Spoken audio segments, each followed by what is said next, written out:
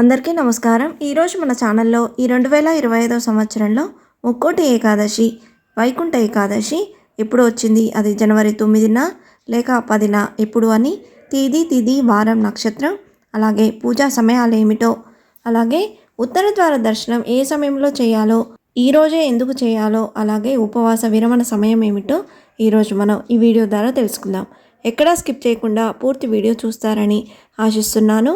అంతకంటే ముందుగా ఇంతవరకు నా ఛానల్ సబ్స్క్రైబ్ చేసుకుని వాళ్ళుంటే సబ్స్క్రైబ్ బటన్ని ప్రెస్ చేసి పక్కనే ఉన్న బెల్ ఐకాన్ని ప్రెస్ చేసి ఆల్ అనే ఆప్షన్ ప్రెస్ చేశారంటే నేను పెట్టే ప్రతి వీడియో మీరు నోటిఫికేషన్ ద్వారా మొదటగా చూసేయవచ్చు.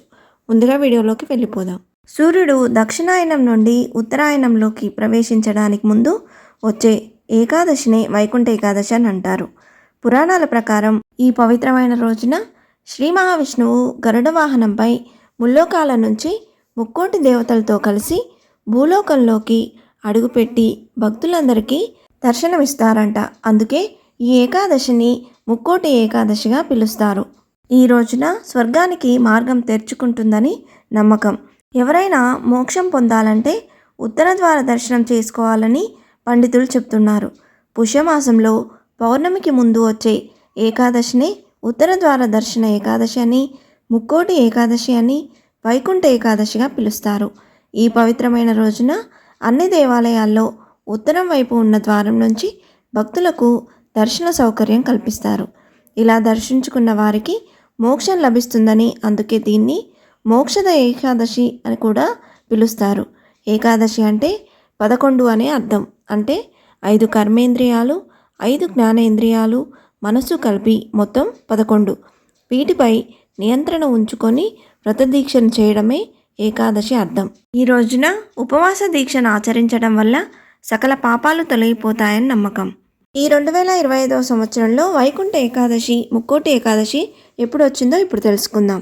స్వస్తి శ్రీ చాంద్రమానేన శ్రీ క్రోధినామ సంవత్సరం ఉత్తరాయణం హేమంత ఋతువు పుష్యమాసం శుక్లపక్షం ఏకాదశి తిథి జనవరి 9, 2025 గురువారం మధ్యాహ్నం 12:22 ప్రారంభమై జనవరి 10, 2025 శుక్రవారం ఉదయం 10:19 ఈ ఏకాదశి తిథి ముగుస్తుందండి. హిందూ పంచాంగం ప్రకారం సూర్యోదయానికి ముందు ఏ తిథి అయితే ఉంటుందో ఆ రోజు ఆ తిథిగా పరిగణిస్తాం. కాబట్టి ఏకాదశి తిథి జనవరి 10 తెల్లవారుజామున ఉన్నది. కాబట్టి వైకుంఠ ఏకాదశి లేదా ముక్కోటి ఏకాదశి పండుగను జనవరి 10 శుక్రవారం రోజు జరుపుకోవాలని పండితులు సూచిస్తున్నారు. ఈరోజు నక్షత్రం కృత్తికా నక్షత్రం పగలు 1:40 వరకు ఉందండి. తదుపరి రోహిణి నక్షత్రం. పూజ చేసుకునే శుభ సమయాలు జనవరి 10, 2025 శుక్రవారం ఉదయం 7:15 నుండి ఉదయం 8:21 లోపు పూజ అనేది ముగించుకోవాల్సి ఉంటుంది.